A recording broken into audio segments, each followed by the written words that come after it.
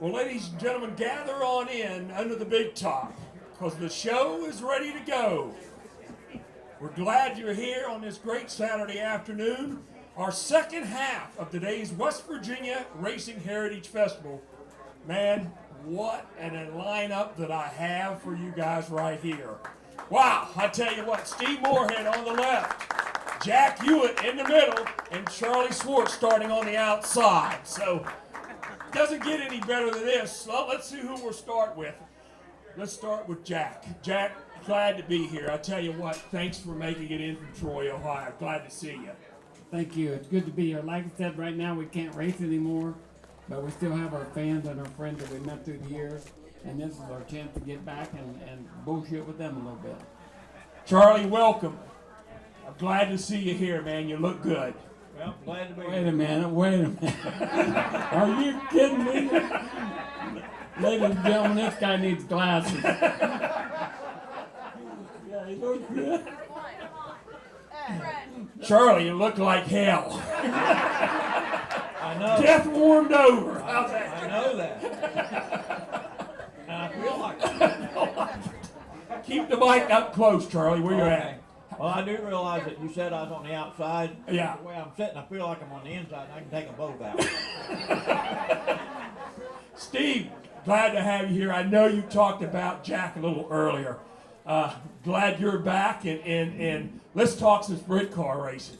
You know, you talked about how you liked it, and you got two sprint guys with you, two of the toughest, right beside you.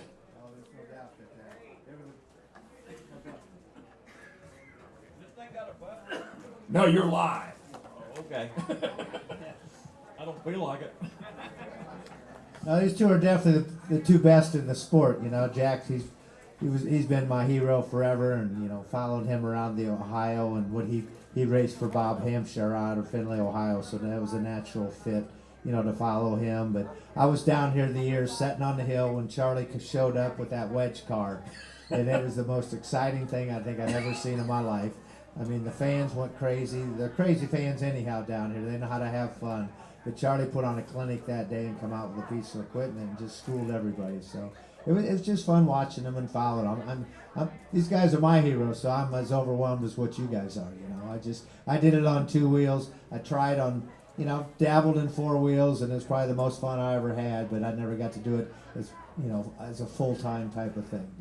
But yeah, it was a great career. Great. Charlie and Jack, we saw the picture of you guys back there. You have been friends, you and Jack, for 7 decades. Yeah. 7 decades. You guys go back to the 60s, sitting in the bleachers at Eldora watching your dad and your dad race. My goodness gracious. That's something in racing. I mean, Yeah. You guys stayed friends and raced against each other and competed, and man, that's something right there. Well, wait a minute. No. Here's the thing you don't understand. When we were growing up, Charlie's 5 years older than I am. And so we would go, and my brother and I, my little brother, we would go and we'd follow him around, you know. And this is the good part. Charlie was our Fonzie growing up, you know. So he was the man. He had the cars and everything going. So we'd follow him around. We wanted to be like Charlie Swartz, you know. He got to race before us. He got to do everything. So he was the man. Yeah. Charlie, have you and Jack had, you know, kind of differences where you never spoke for a while over anything? I know racing you had to have an argument somewhere down the road, and can you guys remember that? Did we have one? We was in Australia. Oh, yeah. Uh-oh. And Charlie's over there, and we're on the USA race team, and we get over there and our cars aren't done. They're not ready to go. Charlie said, "Now, I told you I'm not going to come over and work on these cars. They're supposed to be finished. We're ready to race." Well, we really had a lot to do to the car. So Charlie's kind of a whiner, and about every 15 minutes, by God, I think I'm just going to go home. That's not what I signed up for. Finally, I got tired of hearing. I said, "Just get your ass out of here and go home. I'm tired of hearing. You know where your shit is. Go get it." Well, we got like 6 other guys helping us work on the race cars. And Charlie and I screaming at each other. And we looked up, and they're all outside of the garage. I'm standing on the sidewalk looking at them. Charlie and I, we looked at each other and started busting out laughing, you know. We would have never fought in a million years, but they thought we was going to. Everybody knows who Rodney Coates. We got to the conversation. We start talking about Australia and tell about what it was like over there. He said, and I know it's a lie, but his biggest problem was keeping you two guys in the country and out of trouble in Australia. Was that true or not? Well, yeah, he was kind of a puss. He didn't do things the way Charlie and I did it. Charlie calmed down a little bit after Leslie started coming. That changed the whole thing too. But then I didn't have nobody, so yeah, we get in trouble now and then. Now and then. Yeah, we can't talk about it right here. When they did the book on me, that's what I told Dave Argerbright. They said, well, who else would you like to do a book on? I said, well, there's only two people that I know that could have a book like mine and just as bad. I said, that's Charlie Swartz and Larry Moore. And I said, I know Charlie won't say nothing no more. He mums the word. And Larry Moore wrote the book, but then Kay went through it and did away with half the story. So it changed things a little bit. The book went down to 8 chapters instead of 12 then, real quick. Oh, that's great. That's great. But Steve, did you race against Jack very much? No. Were you out there with Jack very much? Yeah, I was out there. I was out there. He didn't know it, but I was out there. Actually, we had a race at Fremont, Ohio. I qualified for the main event. The main event rained out. It was going to run it the following weekend. I had a commitment. I had to go race my motorcycle. So I called Jack to see if he'll run my car. Well, he'll tell you the rest. What happened, Jack? We crashed. Yeah, he found out real quick he didn't want to be a car owner. But then he tried to pay me back. He said, well, take a ride on my motorcycle. Are you crazy? So I looked, and then we turned around. I did push it up for him in Eldora, though. I pushed it from up to the track. So that was my big experience with the motorcycle. Wow. Did you ever want to get on a motorcycle, Charlie? He couldn't touch the ground. I'm not very smart, but I'm not stupid. Oh, that's great. That's great. Hey, let's talk about Pennsboro Speedway. Both of you guys, especially Charlie. Steve said something about the wedge car. That everybody now, it's been 40 some years, and we still get back to that story, and it won't go away. And it's probably one of the greatest spectacles of engineering that we've had. Well, just we built that thing secretly that week. We kept the doors locked and everything like that. What? I don't know how to get this. Oh, okay. Man, you gotta eat it, don't you? Your old truck stop days. But anyway, we left. I don't know what time it was. 1, 2 o'clock in the morning from home.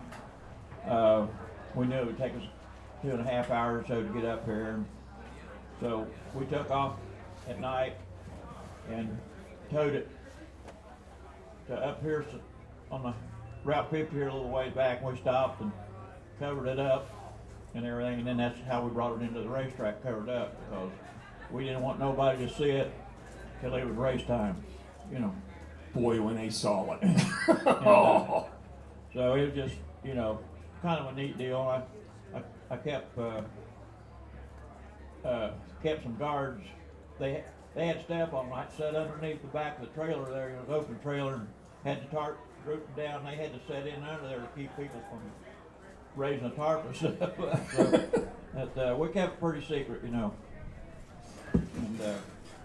then the next day they had that trophy dash thing. Supposed to pay like $5,000 to win or something like that, and I was planning on winning that, but then they decided, for some reason, I don't know why, but they decided to take the money and split it up between the 6 cars in the trophy dash. Yeah. And so I thought, man, it ain't worth winning this thing. They still got time to complain and do something. Yeah. So I didn't win that dash on purpose, and because I knew when it come race time, that thing was, I mean, I already knew it was going to win if I finished, you know. If nothing broke or anything, I knew the car was going to win the race. And that's like when I called Callahan, told him what I was wanting to do. He said, told him what I was wanting to do, and he em-awed around, and I said, well, it's like this. Do you want to go over and try to win that race, or do you want to go over and win that race? He said, well, I'd like to win it. I said, well, it's a guaranteed win if you help me get this thing put together this week. So I went over there and we put it together, and that's what we did, you know. We towed it at night so people wouldn't see it or nothing. And it was, you know, I just knew it was a guaranteed winner. 1875 was the lap time of that car. 1875. They qualified fast time out here 1901. Right. This year. And that has been over 40 years ago. That's how bad fast that thing was. I mean, it was unbelievable. Yeah, it really was. I've watched it a few times in the feature, you know, and what people don't realize, I never ran not one hard lap in that feature. Wow. There was plenty left. Jack, Steve, you guys all sprint car drivers. You made the statement just about an hour ago, there's nothing like a sprint car. And I was surprised because I've watched you run at West Virginia Motor Speedway, flat track back in the 80s. And I thought, man, this has got to be crazy. That guy's nuts. I thought that would be your spot, but you did say sprint cars. Well, it was something different, something I was not used to doing, and just kind of jumping in head first. But I never jumped on 800 horsepower and stand on the pedal and my head slammed back against the seat. Holy shit. You know, where's this thing going to take me now? And, you know, you're strapped in with a 3-point hitch and roll bars, and you think your balls are as big as your head. You know, I think I can do this. But, you know, then you find out, well, there's a little bit of finesse that comes into it. And I mean, it taught me a lot. I mean, the proper way to enter the cushion, follow the cushion, and, you know, reading a racetrack. I mean, that's a lot. And there's just so much that goes on through the course of a night of a car race, you know, to be able to figure out what tires you're going to put on, and then, like I said, reading the racetrack to know what the setup you're going to need. And there's so many adjustments. Then they put this wing over my head and they give me a valve. Okay, forward to back, forward to back. Which way's it going to go? Forward to back. Now do I go to a racetrack, I space my wheels out, and then I go to it starts getting slick, I space my wheels in. That's all I knew. So, yeah, it was fun. Jack, man, what can you say about your career? You know, Knoxville, Hall of Fame, Sprint Car Hall of Fame, USAC Triple Crown winner, Indianapolis 500, finished, ran the Indy.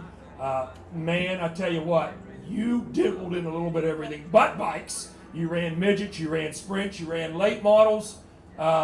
Sprint car's your pick. I mean, I tell people if I could be healthy for one race today, and, you know, the way I used to race, I said it'd be a non-wing sprint car at Eldora Speedway. You know, that was the biggest thrill. You could run 20th up against the fence at Eldora without the wing, and you knew you had a heck of a race if you lapped it, the whole thing. Yeah, what about a champ car Well, at Springfield or DuQuoin? How about that? Springfield, I didn't hear Steve because somebody said something to me. I didn't hear what his favorite track was, but of all my miles, Springfield definitely was my favorite mile, you know. And the Silver Crown cars was like racing with a little class, you know.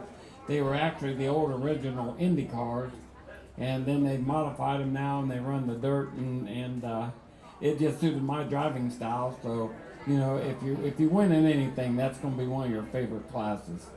Charlie, you started out in late models, got a great break in sprint cars. You drove for Dean Kittle. Then you got the dream ride, Spurlock, in the Loretta Lynn car. First year of the World of Outlaws back in '78.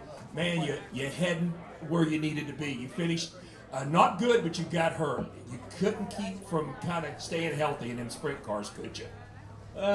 No. I loved them, and I should have really still been in them, but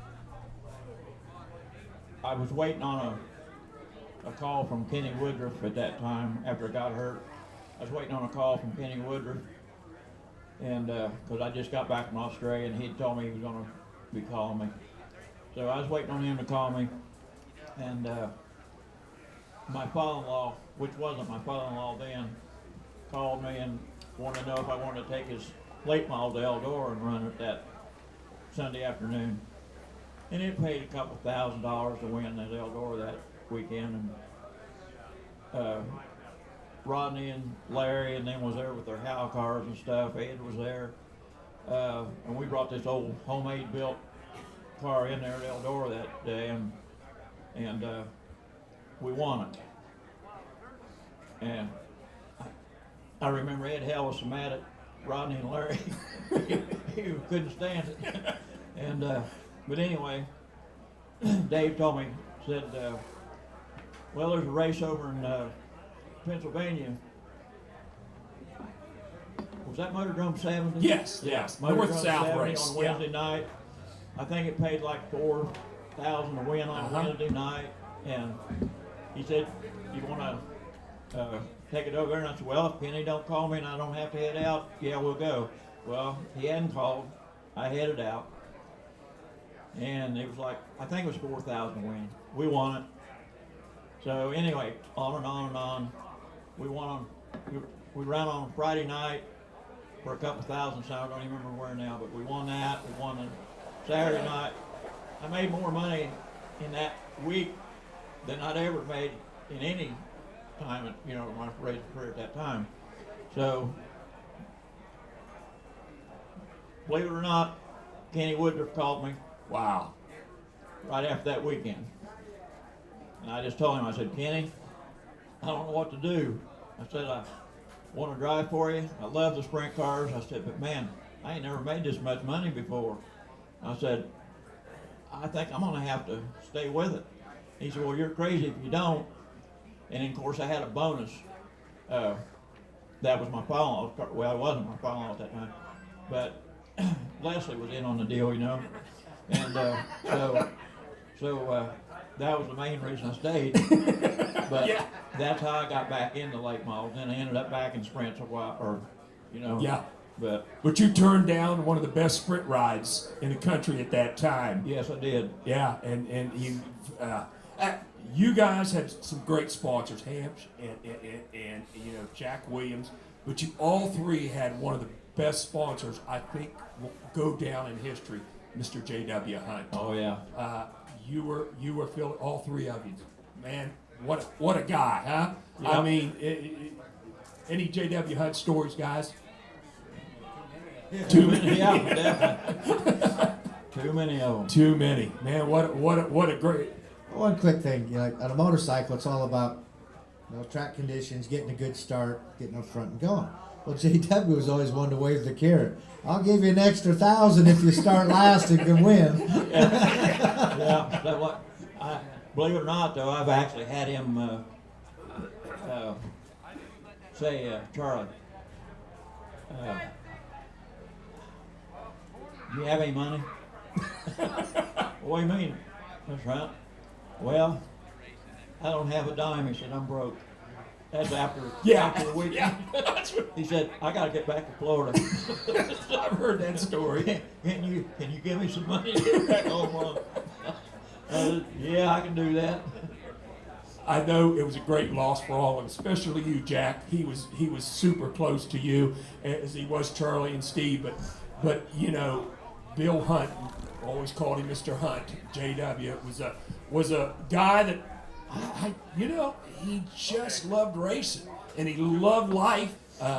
You guys loved life, liked the party. I think that's what you guys gelled together. Not so much racing, but just your personalities. Well, he died on like June the 5th or June the 6th of '94. And we went down, all of us down there for the funeral and everything. And I'm a big ball baby.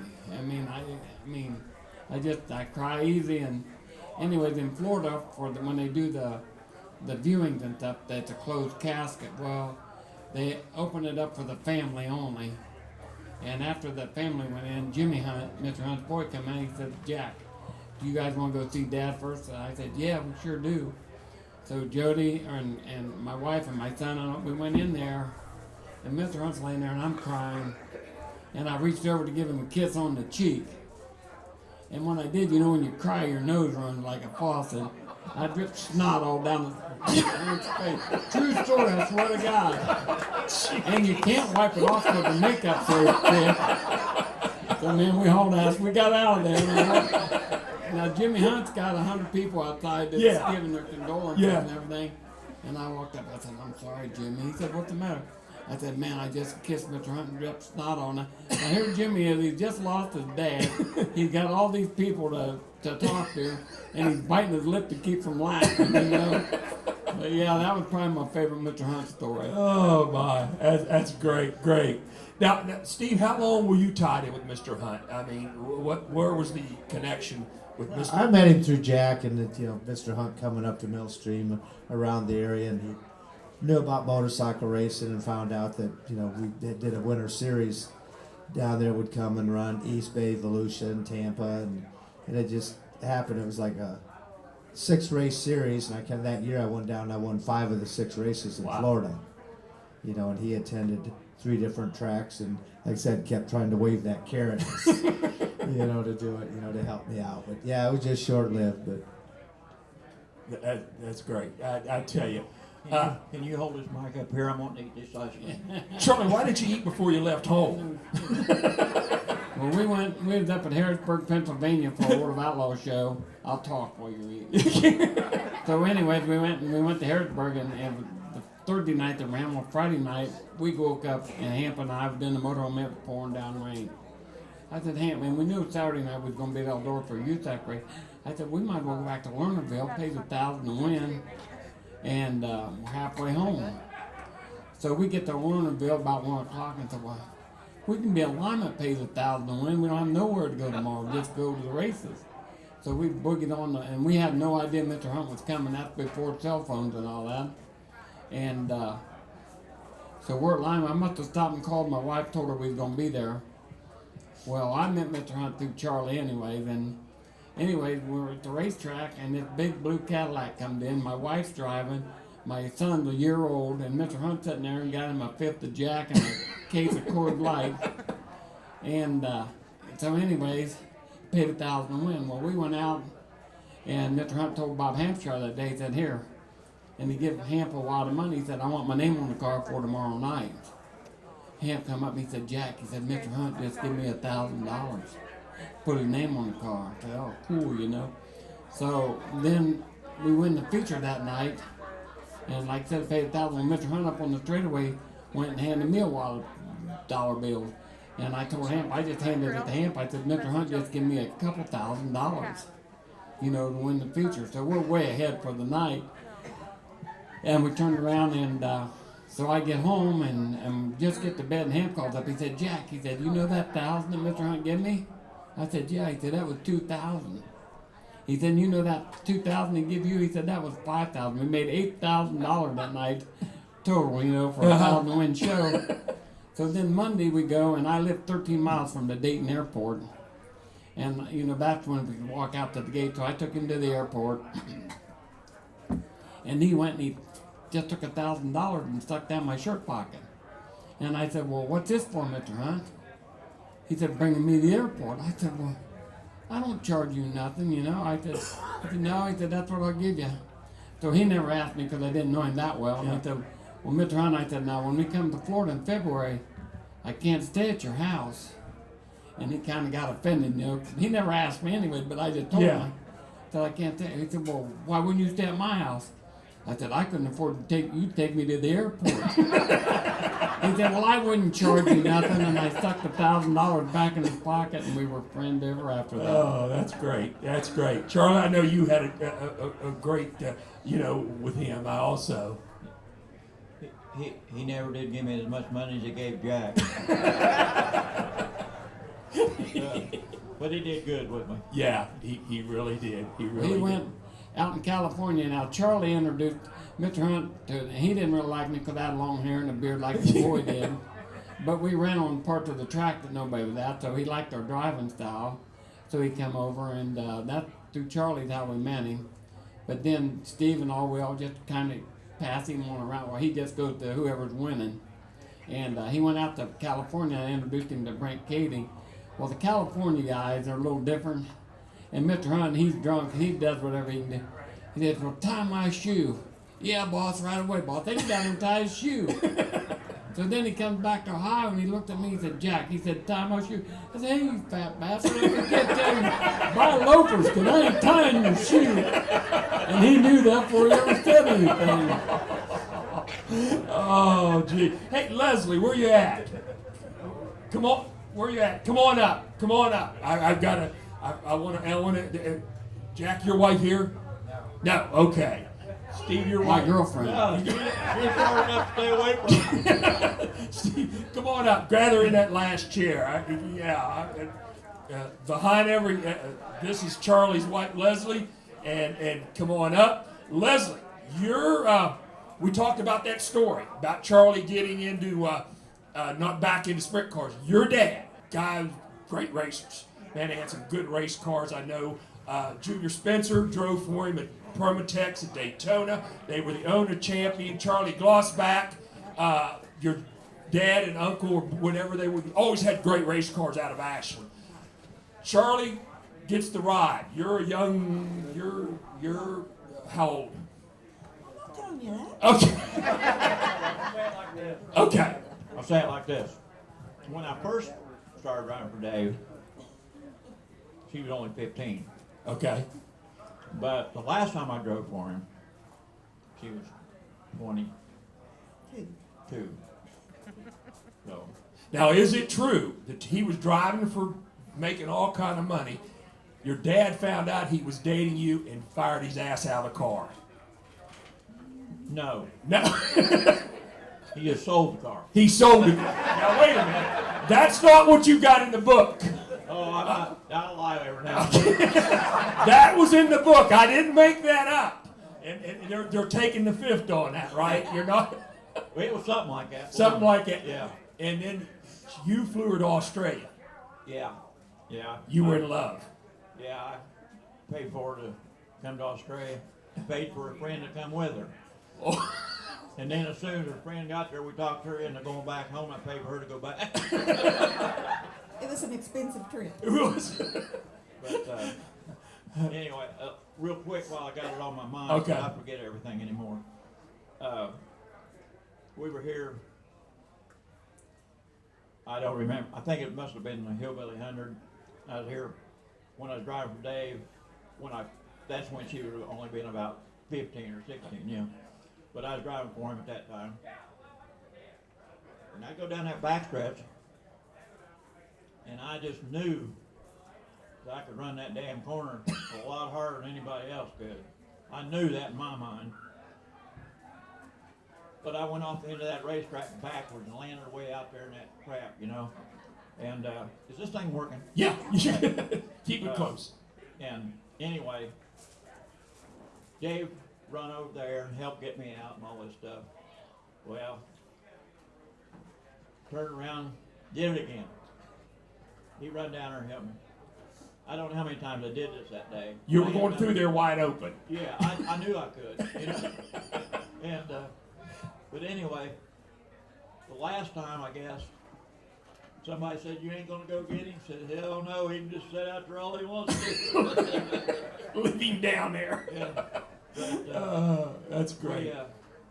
I just knew that I could make that corner a lot faster than anybody else. I just had to have practice at it, you know. Yeah, great, But, great.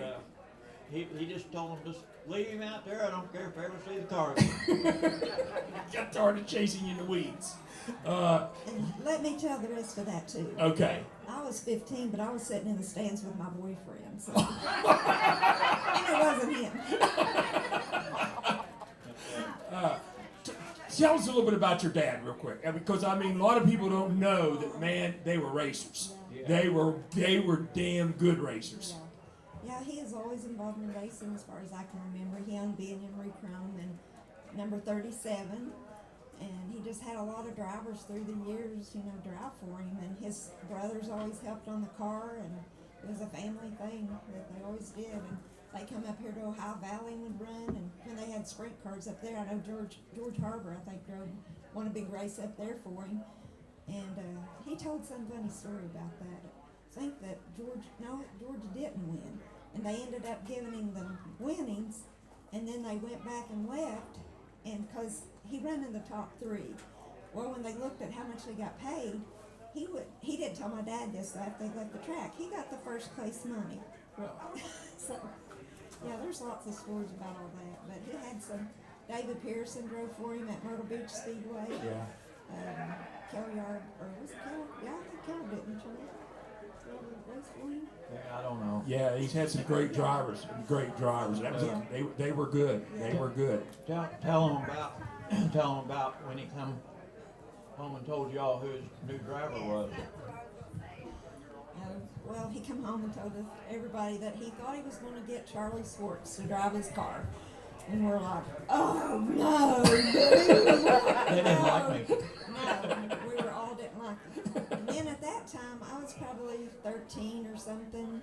Or was I 15? I don't remember. But anyway, he was running at Southern Howard with Junior Spencer. And Junior and his daughter Mary Ann, we decided we were going to be, they had us be like track queens. We were going to present the trophy, you know. Well, we said if Charlie wins, we're not giving him the trophy. You had an impression on her early in life, Charlie. Oh, I see that. But it took a few years. I don't look like much, but I'm pretty slick. Jack, your wife, she's been beside your the whole time. What a saint you have. I tell you what, she has seen you at your highs and your lows, and that's important, isn't it? She's as tough as nails, you know. Anybody put up with me for 40 years is pretty amazing, you know. And we like to say we've had a good time and our bad times, and she's been my nurse and my babysitter and my friend. I mean, it just all worked out through the years. And like I said, now we argue all the time, like brother and sister, but we won't give it up. Steve, what about your situation at home? Someone behind you. I know you've been on the road for all your life and still on the road. Sometimes a tough way to live, isn't it? Well, it is. The first one didn't work out, so I'm on the second one. But my daughter's wonderful. Okay. She's my heart and soul, you know, and she's got a little bit of both of us in her. So no. There've been a lot of names. Yeah, I know. Please give me Anita. I've heard it all. Thanks for asking. Yeah, that's good. I gotta tell this one real quick. All right. Because I'll forget it if I don't tell it now. Now wait a minute. How was that? Oh yeah, I took her to Australia that year we were talking about, and we come home, and Dave owned Checker Flag Raceway. Okay. Down in Ashland. And her and I had went ahead and got married April 11th, 1980. And Dave had the first race at Checker Flag, his opening weekend. They were paying $5,000 to win to open the first race he ever had, paid $5,000 to win. And that was 1980, that was big money. But I remember I won that thing, and I went to the payoff, and Dave was the guy. Yeah. And I go up to the window. He didn't even look at me. He just goes like this, counts that money out, shoved it over to me. Wouldn't look at me. Just he wouldn't have nothing to do with me. Didn't talk to her. He, of course, only thing I can say, he'd been around me a little bit way before Yeah. her, you know. So he knew me, and so he wouldn't have nothing to do with us. And then we raced all that summer, and we have a picture as I'm crossing the finish line at Eldora in 1980. I won the World 100. As I'm coming across the finish line, Dave always he always wore what he called his lucky shirt. It's a yellow and blue stripe. Yeah. Way big, back then. And he wore that shirt all the time. That was his lucky shirt, he said. Well, anyways, I'm crossing the line.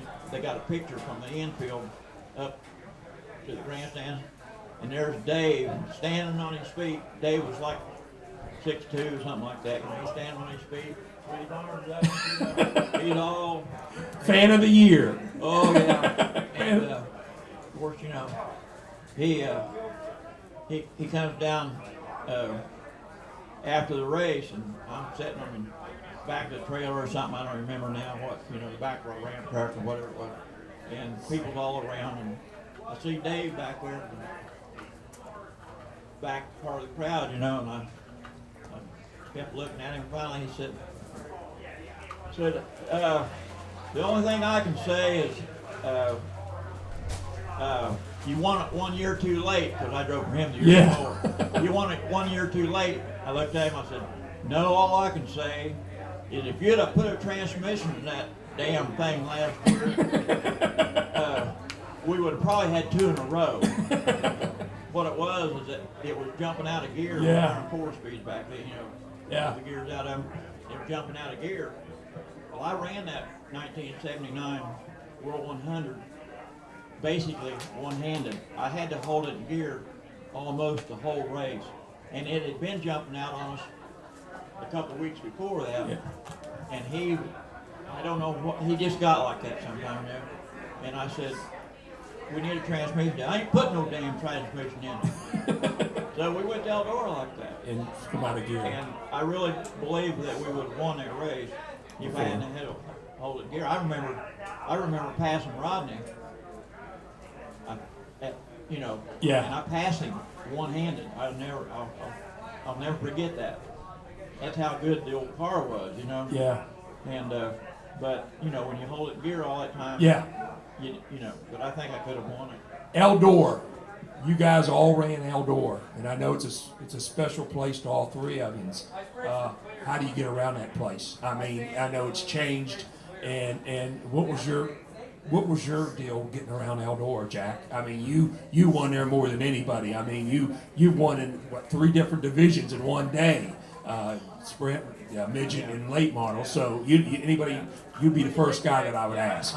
I hate to interrupt, but everybody saw that picture up there. There's 2 late models together. Yeah. That's me on the outside, passing Jack at Eldora. Oh. Yeah, I gotta hear that all the time. But it's right. But he went and, well, I tell people, you know, you go down the straightaway, you go into turn 1, I thought, oh man, I screwed up this time. Lord, you get me out of this, I'm telling you, I'll straighten my act up. I mean, I'll go straight as I can be. And somehow I make it through the corner. And I'm going down the back straightaway. I go into turn 3, you got to start the same speech all over again. You know? I mean, you just...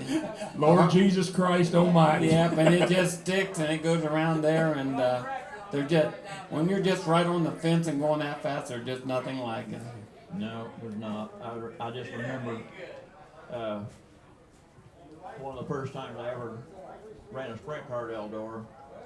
I was going wide open fast as I could go. You know, I don't know how many laps I made, 3 or 4 laps, and I'm hard as I can go against the fence. And I got thinking to myself, man, if a guy blow a tire, this would be rough. And then I thought, the hell with it. That was it. That was it. Yeah, I just never thought about it ever again after that. Steve, you ran a boat, a sprint, and a motorcycle. It had such a hip right at the top, up at the wall. You know, at the time, I don't know if it was from the sprint cars dishing out or what. It'd be that hip. Boy, once you got in that thing, it was on. And now, I mean, it wasn't ideal conditions for motorcycles because of the hip, and they're laid over so far, shit, he's getting dizzy, you know, on a bike. But now the way that Tony's flattened his racetrack out, with the racing's more in the middle of the racetrack, I think it'd be great for motorcycles nowadays. Well, Steve, I don't want to interrupt this, but these motorcycle guys, now if we say we bang the wall a little bit, these guys are hitting their foot pedals on the by the flag stand on the concrete wall. These guys are just braver than dirt. No. But I just got to tell you one story for Eldora. As you know, Earl Baldus is the biggest, baddest promoter in the world, and hard to get along with, unless he liked you or if he, for a little while. But Steve and I decided to put a motorcycle race on at Eldora Speedway. Promoters. And we're not promoters, we're racers, you know. So we go up to Eldora, and he's got his right-hand man, Larry Bowes, in there with us, and so we say we'd like to put a race on, and Steve and I talked about it, and Steve had a couple of good sponsors, and we've talked, picked out a date and things that we thought would all work out, and so we're in there, and we're talking, and well, what are you guys thinking? We said, well, we want 25%. Well, he said, I can do that. He said, that'll work out great. So anyway, Steve told him, you know, we had a $10,000 sponsor here and a $10,000 sponsor here, and he's got the guy in Springfield to water the track, and we was going to do all the hay bales, you know, straw bales around the track, Steve and all the other riders, and we had it all worked out. We told him this all night long. Well, at the end of our sales pitch, Earl said, now for your guys, it's 25%, you know, and he said something, I forget, but it was going to be 25% for Steve and me both. So wait a minute, Earl.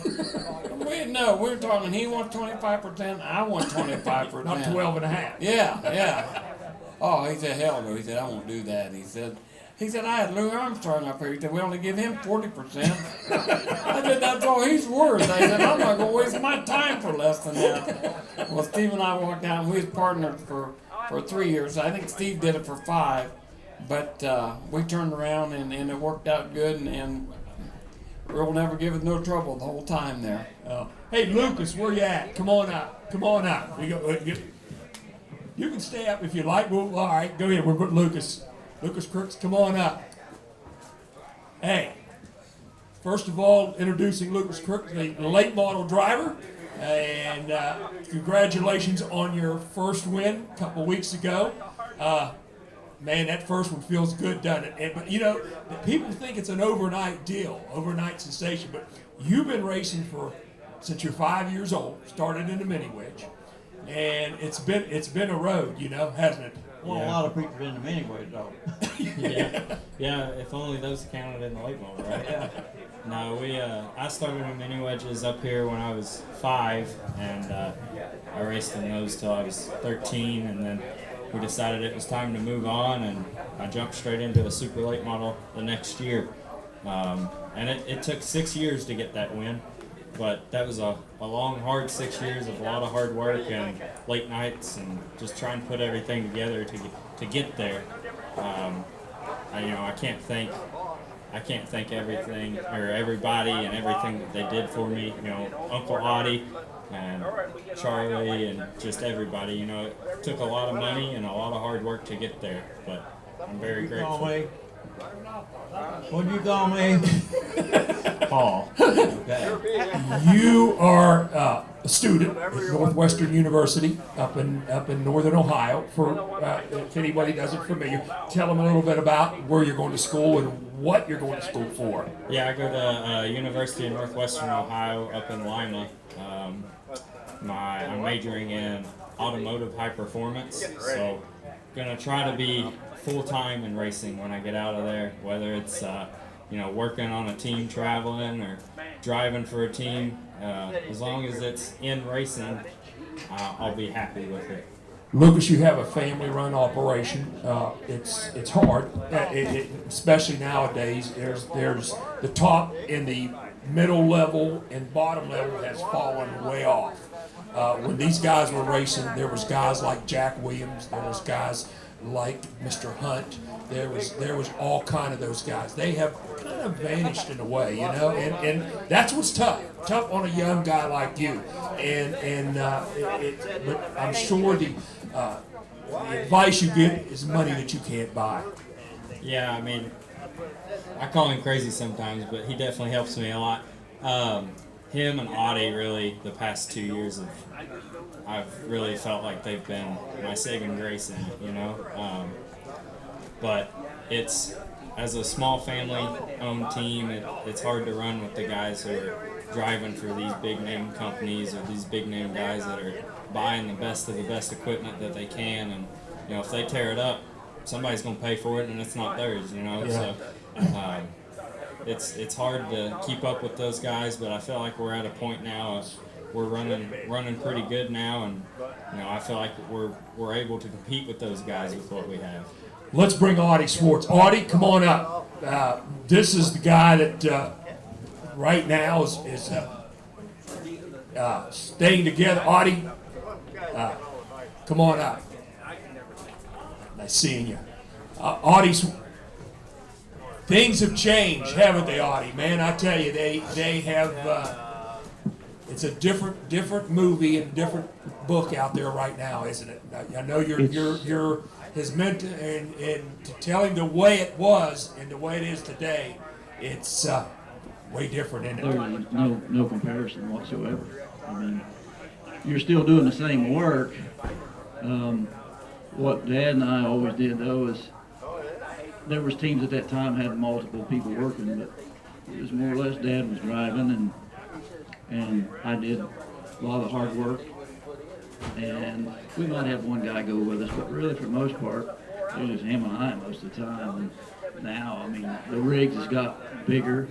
It takes more work to maintain it, but to get the car unloaded, you know, we just had a ramp trailer and I get unloaded or Dad get unloaded or whatever.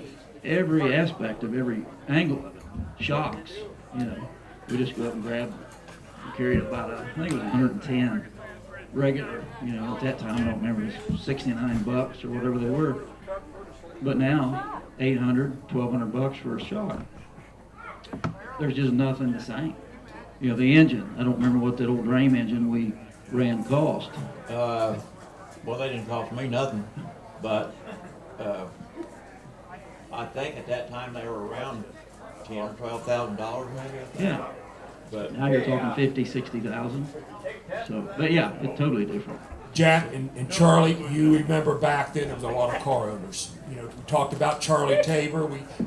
C.J. Rayburn. When you were out of a ride, C.J. Rayburn would say, "Hey, come and get my hauler, get the truck, put some old tires on it, and go racing." You know, but you're on your own. Those guys are gone. So a young guy like that, who's you know, Jack, you remember you could walk out and throw your helmet and walk out, and the next day your phone would ring, and you didn't go without a ride. And man, you guys, you know, that was the golden years, wasn't it? Yeah, there's people. Let me speak here. And, there's people comes up a lot of times at the racetrack, and they'll come in our trailer and Luke will be sitting there and they'll start talking to Luke about me and blah blah this, you know. And man, you got some really big shoes to fill. And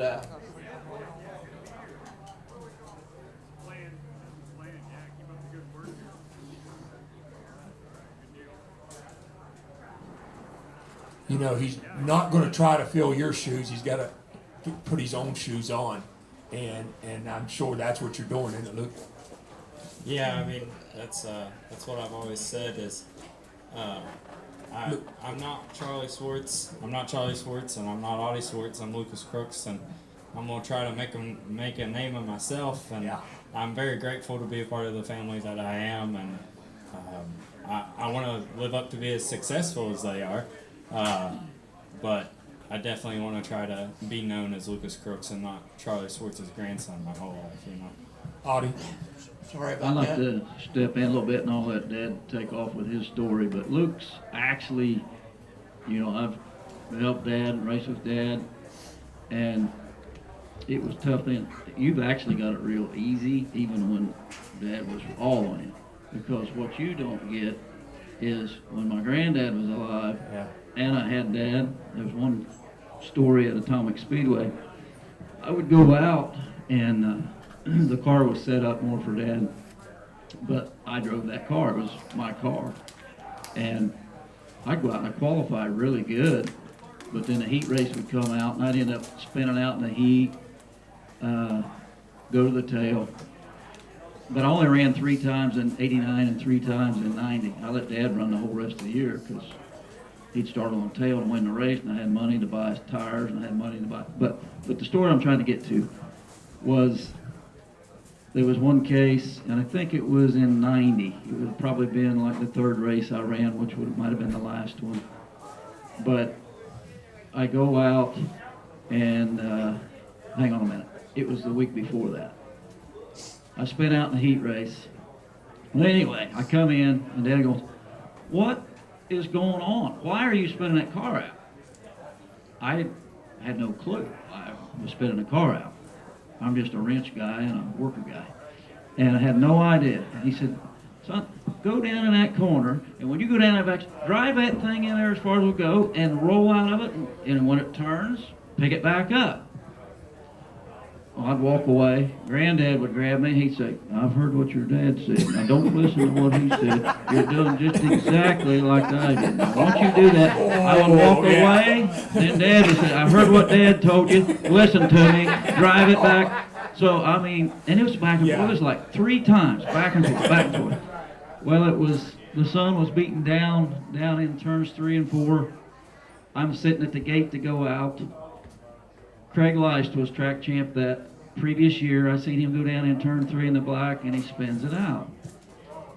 Well, right after him, they were about 2-3 cars after him, I'm watching Delmas Conley. He's made multiple laps there. Down that back straight, here he goes, spins it out. Well, I don't listen to what Granddad told me. I listen to what Dad said. So when I come out of that gate, I drove that thing down in as far as I could get it. Through there, come in. Well, as I noticed, I come out of the racetrack, I'm coming down through it. Dad's running down beside the car. I pull in and I shut it off. He looks in the right side and he said, "How do you think he qualified?" Well, I'm thinking, when I seen him run, I'm like, we must be 6th quick. And it was a stars race. Balzano, Steve Shaver, they were all there. And it was my 6th race ever, but 3rd race of that year. And I said, 6th quick, fast time. I'm thinking that's all good. So I step out of the car, he's coming around the front, and then he blows up on me. "What in the world did you drive that down in that corner like that for?"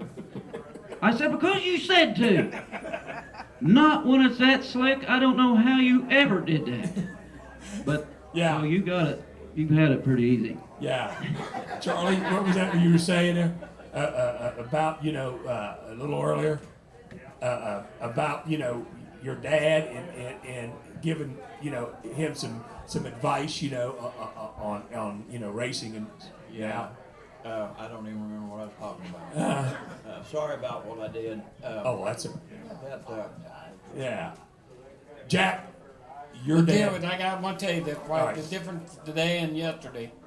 Back in the day, they weren't as safe as they are today. I'm saying late models, sprint cars, all of it, and you either get hurt or get killed in the race car. I mean, that was just the way of life. But if somebody went and crashed and got hurt really bad or died, you didn't wait till the next day to call them up to ask if they need a driver. You go down that night or definitely the next morning and say, "Hey, if you need a driver, I'm available." Because if you waited the next day, you're usually too late. And that's how you got rides. So they want all the rich kids in race cars, because now they're so safe. Wow, yeah, you can drive a race car, and they can afford it. Back in the day, it wasn't that way. Yeah. I'm going to open up. Anybody have any questions for Jack? Anyone on the stage? Please raise your hand. I hope you have a chance to read Hewitt's Law, a great book about Jack, and also The Racing Life of Charlie Swartz, and just 2 absolute great books. It has been a pleasure, guys, to be with you too. And I tell you what, after 8 decades, you guys are still friends, and you're sitting here, and it's so good to see you guys still together. We thank you from the bottom of my heart taking time to come out. And I'm going to tell you something, and I'm going to tell everybody here. why they are so popular today as they were when they were winning races 25 years ago or 10 years ago, because they took time for the fans. These two guys would talk to anybody. Jack would kiss anybody. he would hug the girls, and they just thought it was great. And it didn't make no difference what they looked like. You'd hug them all. They were all queens. It started out as, like when I started racing, I had all the long hair and the beard. The little girls would come up, so I'd give them a little hug or a kiss, Well, as the years went by, the girls got bigger and bigger and bigger, and I don't care. I'll hug them all. I still do. Still do. And that is why today they're so popular, because, and that's what makes them, who they are. They were great drivers and great, for the sport, and they still are, 7 decades later. Guys, anything else you'd like to say? Yeah, I gotta finish that deal a minute ago. Yeah, sorry, Charlie, go ahead. You're on. Okay. I'm sorry about that. Sorry about that.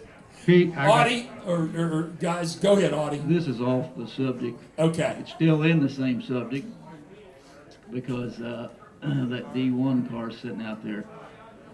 But I want to bring up just a quick story from I-77 Speedway. It was an all-star race, and our good friend Jim Dunn and Dad were the last two to leave the track pit area that night. And so we had to go up and get paid. Well, Dad and I walked on up the bank to the little box to get paid that day. And we walk in to get our pay, or walk up to the little box. There was two guys in there, and there was a little slot in like a screen. And Dad told him, where he finished, we want to get his money. They said, well, we've done paid everything out. There's no money left. And right behind us come up Jim Dunn. And Jim Dunn had his driving suit tied around his waist. And at that time, he looked like Jack Hewitt back in the day, muscular and really built. And Dad looked at him, and he was upset when he looked at Jim Dunn, and he said, Jim, I reckon they've paid all the money out. We ain't got any money. And Jim said, what do you mean you ain't got no money? So as Jim walked up to the box, which Jim was a pretty good sized guy, and this slot was pretty small.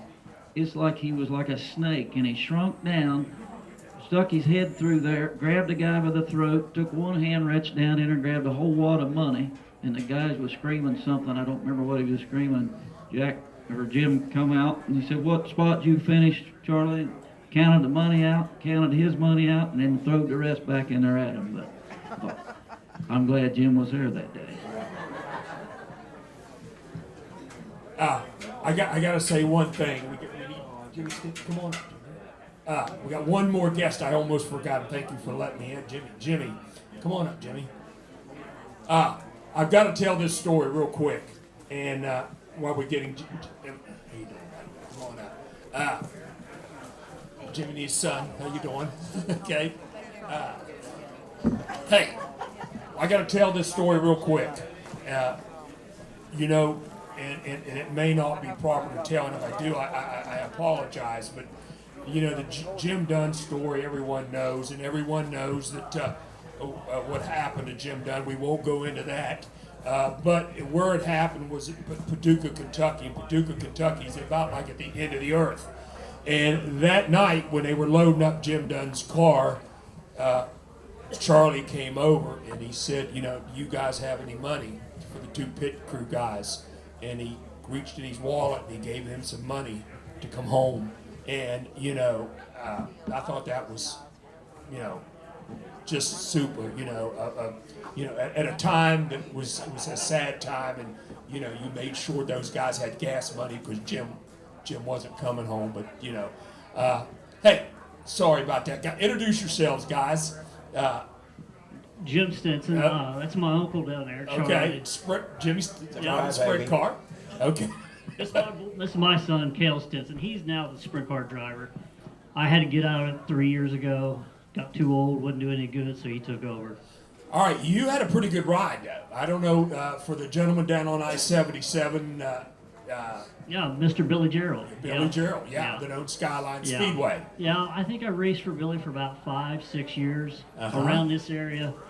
Ohio Valley, Skyline, Atomic, just here and there. Had a good run with him. Oh, great. Still great friends with him. Great.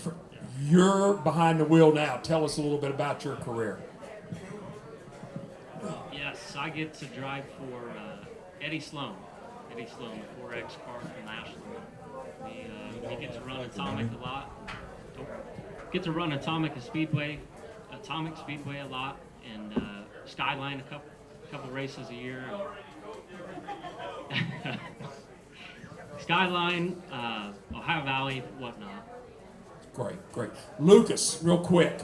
Your car is painted up like the Jack Williams car, right? That Charlie drove for Jack. And also, you got a sponsor on the side of that car that's been around this family for ages. Yeah, the car wasn't necessarily designed after the Jack Williams car. It was kind of just, I wanted to keep the vintage look, and I wanted to keep it clean and simple. But the Dean Niddle and Sons Auto Shop and Radiator Repair has been a sponsor with me forever. Pretty much since I started racing mini wedges. And they, Paul drove for Dean Niddle, and Dean and the whole family, they're pretty much family with us.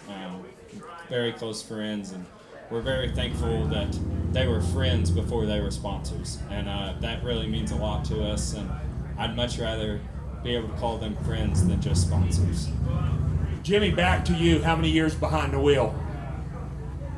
Probably 25. Wow. 25. I started, actually I had a late model was my first car in 90. And then I think in 93 I switched over to sprint cars, which, was our first love, my first love. Mainly because watching these guys right here, growing up watching those guys at Eldora, Atomic. That's all you wanted to do, racing became your life. So I followed those, tried to follow those guys, but they're the real stars up here, You could tell why they went so far in racing. Their personality. Exactly. It's no secret. They had it all going for them. Absolutely. All going for them. You take any hints from your dad, and especially I know you need to take some hints from these guys, the way they interact with fans. I probably need to. I'm a little too stubborn. Oh, yeah.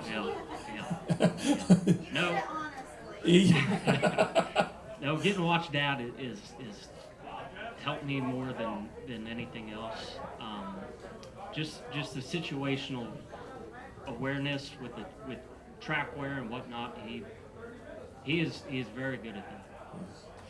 Question, Frank? You have a question?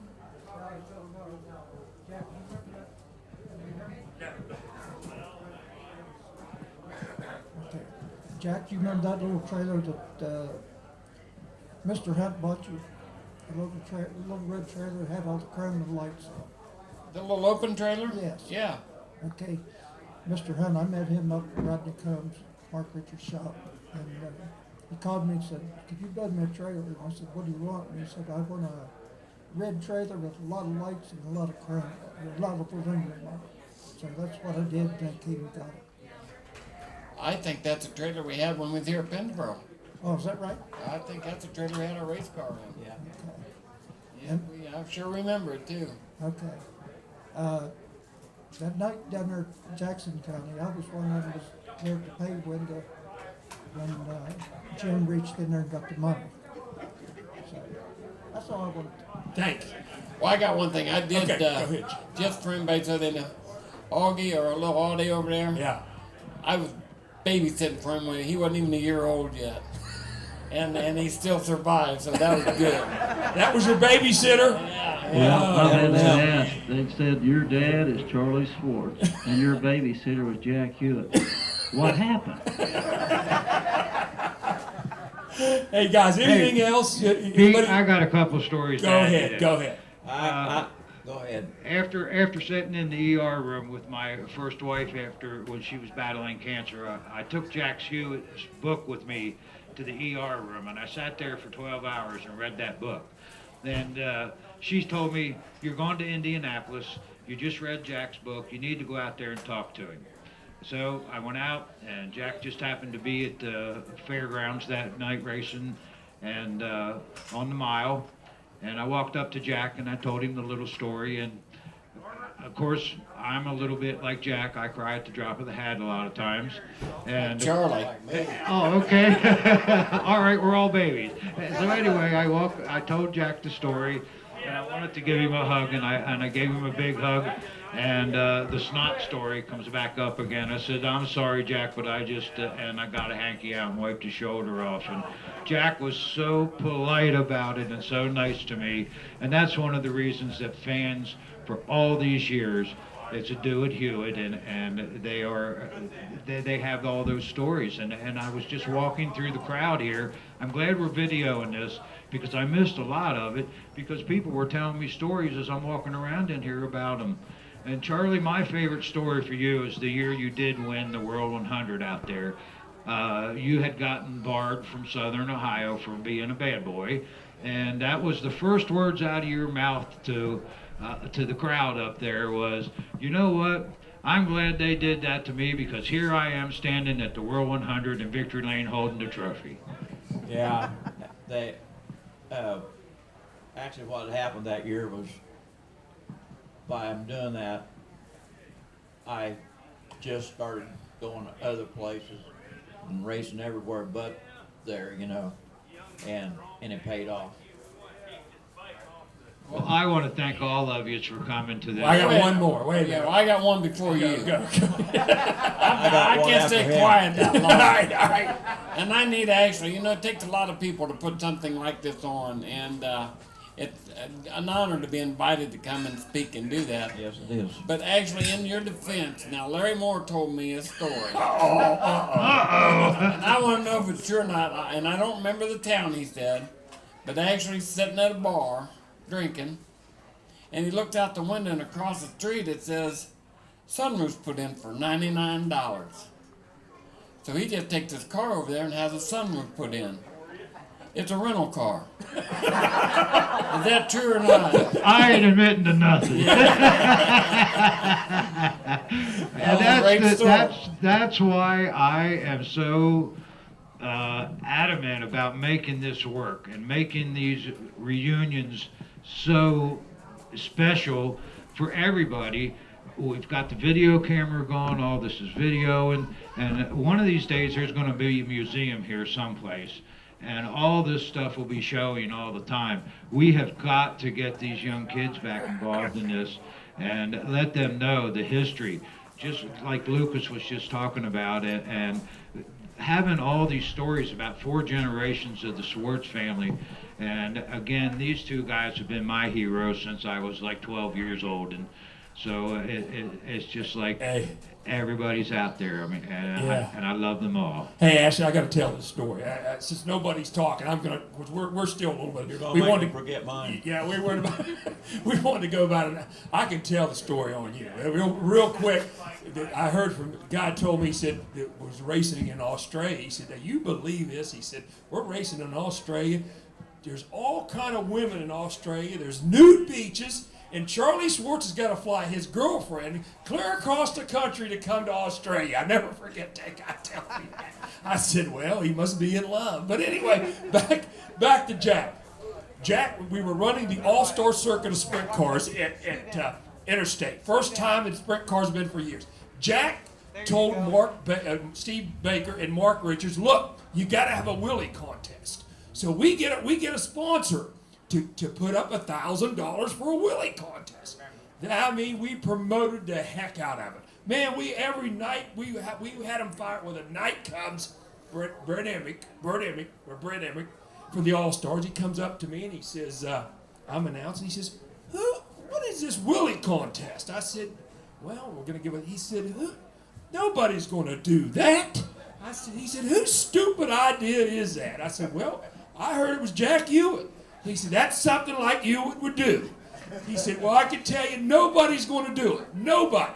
So we're getting ready to do the contest. And I'm down on the racetrack, and I'm getting people fired up. We're going to judge by the stands. guy at the flagman stand said, "Look, Baker just called. He said we're in trouble." He said, "What's wrong?" He said, "We only got one car." I said, "What?" He said, "The only car in line right now is Hewitt." I said, "What? We can't have no contest with one car. Are you crazy?" He said, "Well, Baker's trying to work on Pete Smith over there." He said, "They're going to try to get 2 cars." I said, "Oh, geez, Wes, this is going to be a disaster." So we ended up, Jeff Swindell was driving the 22, the Pennzoil car. He decides he's going to do it. Well, when he goes and does it, them other guys said, "Hell, we're going to get into this, man." What a contest it was. He won it. $1,000. $1,000. He knew exactly what he was doing, Charlie. He fished him in and put the bait in his pocket and went home. So a bunch of them did it. Oh yeah, Oh, right. yeah, a bunch of them finally did it. But oh man, that was a night. That was a night. I'm gonna tell a little story here to try to get over my crying spell. Okay. And then I'll try to get back to that other deal. We were in Australia. You were there on the motorcycle. Yeah. Okay. All right. We're in Australia, and we were we're supposed to be the stars of the deal, Americans versus Australians and stuff. We're supposed to be the big deal that night, and so anyway. He's got all this other stuff going on, the promoter does. He's got this guy jumping cars on a motorcycle and all kinds of stuff. And I'm getting a little hot about it. So I go to him, I said, "Hey, you're doing all this other stuff. We're supposed to be the big deal here, And I kind of don't like it." I said, "So why don't you go down and talk to that guy on that motorcycle doing the jumping and ask him if he thinks he can clear me if I stand on that last car." And so he goes and talks to the guy, and the guy says, "Yeah, I think I can clear him." So I stand up on the last car. I forget how many there was, 10, 12, like that, 15 cars, So I get up there and stand on that car, and I'm looking at him as he's coming. The crowd starts yelling, "You'll duck, you'll duck," So I just turned around backwards, and I swear, Jack, tell you, when he went across my head, his back tire, right there, and I thought, what an idiot. I thought that before that. But anyway, the photographer and everything, he's got pictures of all this, So that's going to be my proof that I did this. Is I got, he took pictures. Well, he was going to we were getting ready to leave to head back to America after that night. So he's going to send me the pictures and all that stuff in my house. Well, I waited a year, nothing ever happened. I went back another year or two later or whatever, and here this photographer is. And I told him, I said, "Hey, what about my pictures you were going to send me?" He said, "Oh man," he said, "I hate to tell you, I didn't have him film that camera." Well, I got one. I'm not going to interrupt that though. We went fishing one day. Donnie Hewitt, a friend of ours down in Jacksonville, and Larry Moore and I went fishing down at our lake, Crescent Lake. And anyways, we're up at the top part of the lake and we're bass fishing. And anyways, Larry Moore goes and his fishing pole breaks. So I told Larry, I said, "Well, if you like that reel, just take one of mine off and put it on, they don't fit that way, I think he probably had a zip code 202 or something." So anyways, he's trying to put this fishing pole or this reel on my fishing pole, and it's taking him a half hour. And I told Donnie, I said, could we come to where the creek was to go across? They're pretty wide. And I said, "Donnie, just fire the motor up and idle real slow across there, and then we'll fish down that bank over there." Well, when Donnie fired that motor up, Larry Moore took the awfulest fit you ever seen. I mean, he took that little, I call it a little Snoopy pole, but he threw that thing down the bottom of my boat. Then he had a little Snoopy tackle box. He threw that down the bottom of the boat. Mad. I mean, he's hot. So then he ain't got nothing else to throw, so he gets back down the boat and picks it up and throws it down again. Well, Donnie, he was driving the boat, he don't know what to do, and I'm not even looking back. I said, Donnie, I said, that Charlie Swartz back there throwing a fish. So anyway, I tell Charlie, so, well, why did you have to bring my name into it? Because he's the only one who throws fish like that. I can't tell all the stories. They're in the book. The time that Charlie had to shave half of his mustache off on a bet. I don't know whether he wants to tell that story, but that's okay. And the time that Jack almost beat the death out of the promoter in the infield in front of 20,000. He was a competitor. He wasn't a promoter. Oh, okay, was a competitor. And that's the time that you got into it the next day in the middle of town with the same guy. Yeah, the guy's brother. They ganged up on me, beat me up, but I'm still standing. And then we go to Monday morning. We go to a big international. They had their associations over there, and they come from all over Australia. And they said, "Well, we're telling you right now, you're barred from auto racing in the world." I looked at them assholes and I laughed. I said, "Who's going to call Earl Balls up and tell him I can't run Eldora Speedway?" So anyway, they fined me $5,000, and to this day, I think I paid the biggest fine in racing. And all they did was hit 2 people. Well, Now, Pete, I want to say one Okay. thing, and we just are running out of time, I know. and I wanted to really bring the ladies up. Okay. I should have Okay. cleaned the stage off and brought them up and let them start telling the Right. stories. And I would like to do that again someday. If we can get you guys back again one of these days. I'm in. All right. I want another one of them trophies. How long it's been since I won a trophy? Easiest trophy you ever won, isn't it? Yeah. And I want to thank the ladies for, I mean, they did a lot of work in putting this together for me. And Jack and Charlie and the whole Swartz gang here. I mean, it's just, I feel like a very privileged character right now to be able to pull all these guys together. And the next time we just need to, maybe we need to expand for 2 days again. Yeah. I mean, one day is just not enough like today. ladies and gentlemen, how about a nice round of applause for guys that definitely made. Thank you very much. We're going to stick around here, guys. Thank you. Thanks for all of I us. never Thank did you. tell that story. Well, go ahead right now, do it. No, it really wasn't a story. I was just really, because you know, he's got some big shoes to fill. They say, well, he don't have any big shoes to fill because things are a lot different now. It was tough when we raced. Our competition was just as tough as it is now, except there was only a small amount. Now it's everybody. You know, it's everybody. Yeah. And you can't win the races now like you could then, because so he doesn't have those shoes to fill. That's what people don't understand. He can't possibly fill them, but he can actually do better, you know, in a different way because, you know, he's trying to run again. We're a very small operation. Our deal has, you know, the reason he hasn't got to race a lot is because we didn't have the money to buy a motor. Our motors went down on us every year, early in the year, so he set the rest of the year out.